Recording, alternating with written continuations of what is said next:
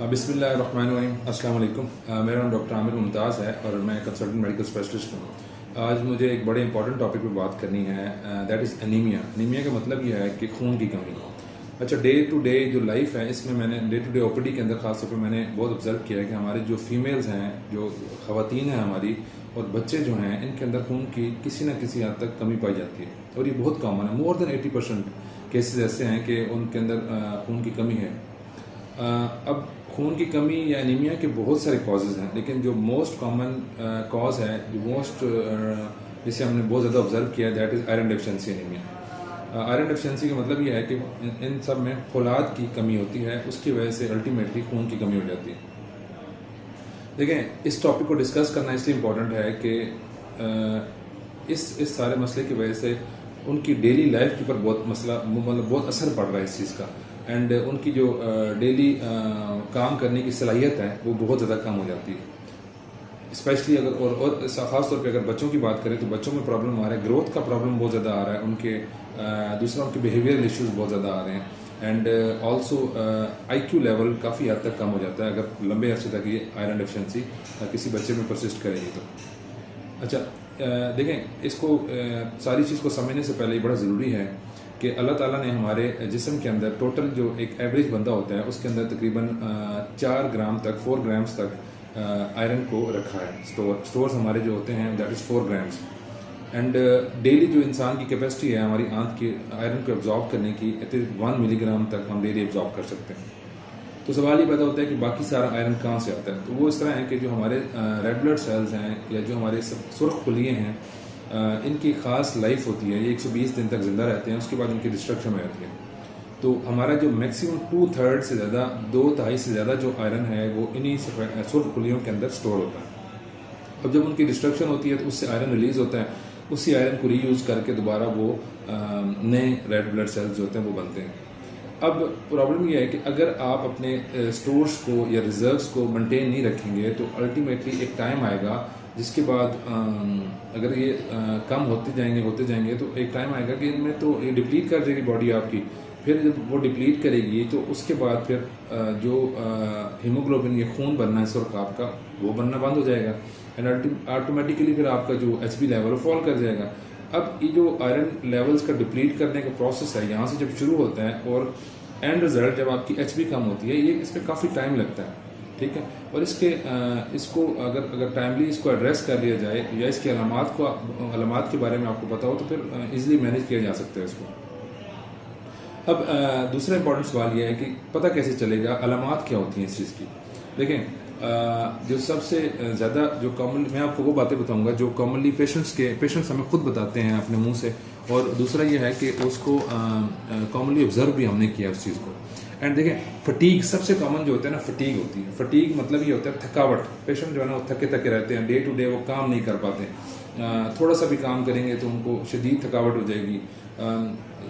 Even अगर वो सारी रात सो लें और वो अपना वो पूरा भी कर लें, क्या कहते हैं उसको, नींद पूरी भी कर लें, फिर भी वो थके ही रहते हैं।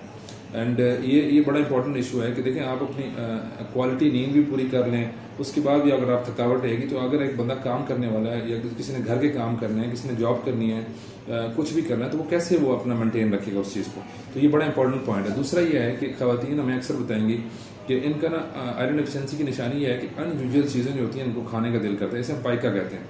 जिस तरह कोई कहेगा जी कच्चे चावल हो गए, मिट्टी बड़ी अक्सर इनको दिल करता है। एंड ये क्ले होती है, गाची वगैरह जिसे कहते हैं। एंड बल्ब, सीमेंट, कोयला, काफ़ी हद तक पेशेंट डिफरेंट रिपोर्ट करते हैं। ये सारा जो अनयूजुअल चीज़ें होती हैं, बर्फ़, आइस, ठंडी बर्फ़ जो होता है उसको चूसने का दिल करता है या उसको खाने का दिल करता है। तो ये भी ऑब्जर्व किया गया है। फिर क्या पेशेंट्स कहेंगे, तीसरा ये बड़ा इंपॉर्टेंट पॉइंट है कि रात के टाइम पे इनकी टांगों में बड़ा दर्द होता है। लेग के अंदर क्रैम्प्स पड़ते हैं, जिसे हम कड़ोल कह लें, मरोड़ कह लें, जो भी कहते हैं वो पड़ते हैं। और अक्सर खवातीन कहती हैं कि हमें रात को अपनी जो टांगें हैं ना वो बांधनी पड़ती हैं, बांध के रखें तो वो ठीक रहता है, वरना हमें बहुत ज़्यादा दर्द महसूस होता है। और इसी वजह से मतलब अक्सर जो नींद है उसमें बेसुकूनी सी होती है, सुकून वो नहीं होता है।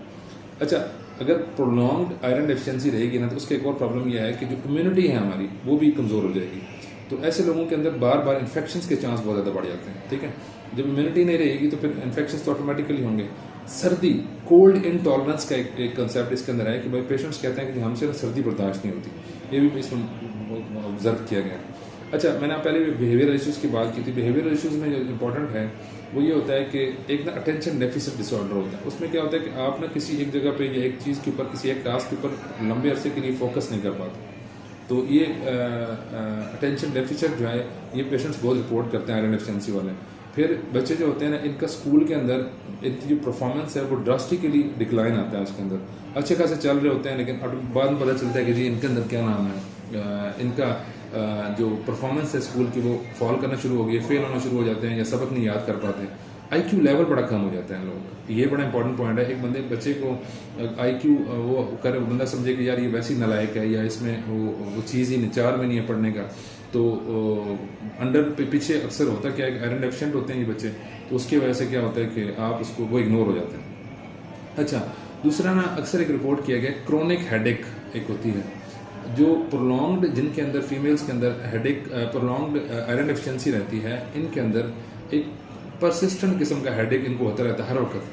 और हेडेक की जो सिवियरिटी है ना, ये डिपेंड करती है कि आयरन लेवल्स कितने कम हैं। जैसे ही आप आयरन लेवल्स को रिप्लीट करते हैं वो हेडेक उनका आहिस्ता आहिस्ता चला जाता है। लेकिन वो बड़ा मसला है क्योंकि वो मिसडायग्नोज होते हैं, बड़े इधर उधर बेचारे, कोई इनको कुछ ना कुछ, हर बंदा उनका अपना कोई टेंशन हेडेक बना देता है, कोई माइग्रेन बना देता है, तो डिफरेंट उसको डायग्नोसिस में बेचारे वो घूमते रहते हैं। लेकिन असल उसके पीछे वजह क्या होती है कि इनके अंदर दे आर आयरन डेफिशिएंट। अच्छा, अगर बहुत ही सीवियर डेफिशिएंसी हो जाए तो फिर समटाइम्स पेशेंट्स को निगलने में बड़ा मसला होता है। एक डिस्पेजिया की एग्जाम यूज होती है कि वो निगल नहीं पाते। एक प्लम्बर विंसन होती है कि आपके एक वेब सा बन जाता है, जाला सा बन जाता है आपकी खुराक की नाली के अंदर, तो उसकी वजह से फिर ये निगलने के उनको प्रॉब्लम होते हैं। अच्छा, कुछ साइंस आपने कुछ अलामतें आप देख भी सकते हैं। एक तो उनका रंग फीका पड़ जाता है पेशेंट्स का, जब ऑटोमेटिकली आयरन डेफिशिएंसी की वजह से खून की कमी होगी तो फिर क्या होगा, रंग फीका पड़ जाएगा उनका, पीला पीला सा होता है। हाथ आप देखेंगे तो उनके पीले पीले होंगे, उनके अंदर ये रेडनेस नहीं होती। नेल्स, जो नाखून होते हैं, ये स्पून शेप नेल्स की एक टर्म यूज होती है, चम्मच की तरह जाने बन जाते हैं और ये सख्त हो जाते हैं नाखून इनके।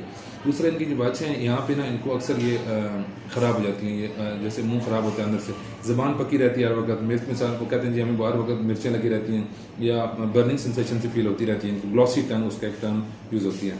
तो ये कुछ अलामात आप देख भी सकते हैं। अच्छा, इसके बाद ना, अब इसको ये तो हमने डिस्कस कर लिया अलामात वगैरह। अब इंपॉर्टेंट है कि एटियोलॉजी, कॉज क्या है, वजह क्या है इस चीज़ की, आयरन डेफिशिएंसी की, उसको ढूंढना बड़ा बहुत इंपॉर्टेंट है। देखिए, दो टॉप के जो कॉजेज हैं, that is dietary deficiency and bleeding disorder, मतलब ब्लीडिंग, ब्लड लॉस।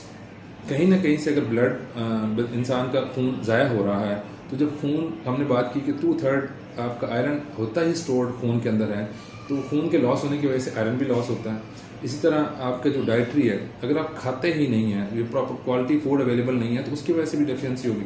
सो पहले डाइटरी को मैं डिस्कस करना चाहूँगा। डाइटरी में क्या होता है कि अगर एक बंदा बहुत गरीब है, सोशो इकोनॉमिक उसका बहुत पुअर है, और वो उसको बैलेंस डाइट वो खा नहीं सकता, तो उसको भी डेफिनेटली आयरन डेफिशिएंट होगा और उसके अंदर खून की कमी हो जाएगी।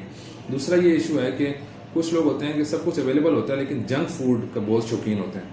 अब वो जंक फूड्स खाते रहेंगे तो उसमें अब क्या क्वालिटी है, क्वालिटी नहीं है, तो उसकी वजह से भी अल्टीमेटली वो आयरन डेफिशिएंट हो जाते हैं। तीसरी चीज़ है कि डिस्पेजिया, जैसे पहले बात की कि खाना अवेलेबल भी है लेकिन वो खाना चाहते हैं लेकिन निगल नहीं पाते, तो ना निकलने की वजह से भी जब लंबे अरसे के लिए आप नहीं खाएंगे तो फिर वो डेफिशिएंसी हो जाएगी। अच्छा, दूसरा इंपॉर्टेंट बात आपसे डिस्कस की, ब्लीडिंग। अब ब्लीडिंग जो है ना, ये कहीं से भी हो सकती है। छोटे पेशाब में यूरिनरी मतलब हेमेचूरिया हो रहा है, अगर आपको हेमाटेमेसिस हो रहा है, ब्लीडिंग पर रेक्टम अगर हो रहा है, आपको मिलीना वगैरह हो रहा है, या कहीं और से ब्लीडिंग, मेंस्ट्रुअल ब्लीडिंग जैसे फीमेल्स के अंदर होती है साइकिल्स की, तो मतलब इसको थोड़ा इजी करके एक्सप्लेन करता हूँ कि देखें, ब्लीडिंग अगर कहीं से भी हो रही है तो वो आयरन डेफिशिएंसी कॉज करेगी। अगर आपको बेशक बलगम में खून आ रहा है, या आपको उल्टी खून की आती है, बड़े पखाने में खून आता है बेशक, तो ज़्यादातर क्यों आएगा, ये अक्सर लोगों को या तो बवासीर का मसला होता है, पाइल्स, हेमोराइड्स जिसे हम कहते हैं, उसमें से ब्लीडिंग हो रही होती है, या अगर आपको कोई ऐसी बीमारी है मैदे जिगर की जिसकी वजह से खून की उल्टियाँ आती हैं, या खुदा ना खास्ता कोई सांस की ऐसी पुरानी बीमारी जिसमें से खून आता है, उसमें से बलगम या खांसी में खून आता है आपको, तो ये उसमें से अगर ब्लड लॉस होगा तो अल्टीमेटली इनका आयरन लॉस होगा। देखें, 1 ml अगर ब्लड लॉस होता है ना, 1 ml कितना होता है, छोटा सा तो ml होता है, उसके साथ 0.5 मिलीग्राम आयरन चला जाता है।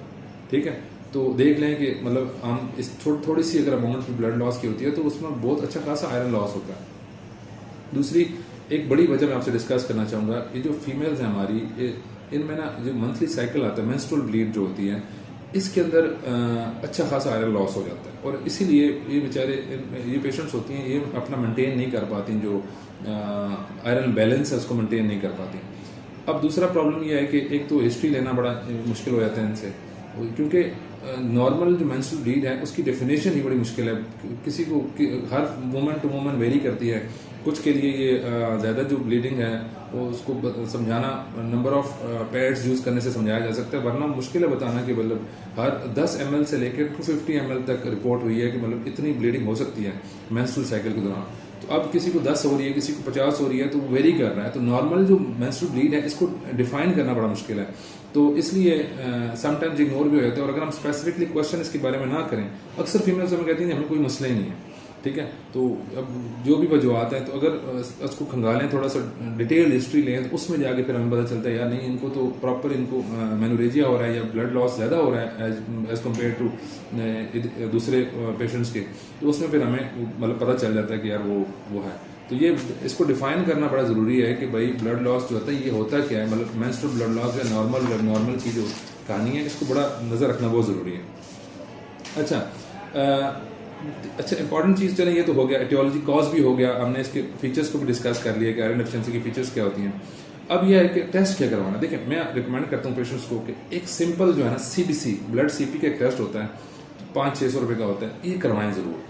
और इसको करवा के आप अपने डॉक्टर को जरूर दिखाएं कि मैं इसमें देखना चाहती हूँ कि मैं आयरन डेफिशिएंट हूँ कि नहीं। अगर अफोर्डेबिलिटी है फिर तो फेरेटिन लेवल्स होते हैं, आयरन लेवल्स होते हैं, TIBC का एक टेस्ट होता है, ये करवाए जा सकते हैं, डिटेल पता चल सकती है। लेकिन अगर आप CBC भी करवा लेना तो उसमें 3 कंपोनेंट्स हम देखते हैं। MCV लो होता है, MCHC लो होता है, और प्लेटलेट यूजली हाई होते हैं आपके, वो आयरन डेफिशिएंसी के सेकेंडरी हाई होते हैं। तो ये एक CBC का टेस्ट भी अगर आप करवा लेना तो हम आपको इजीली तशखीस कर सकते हैं।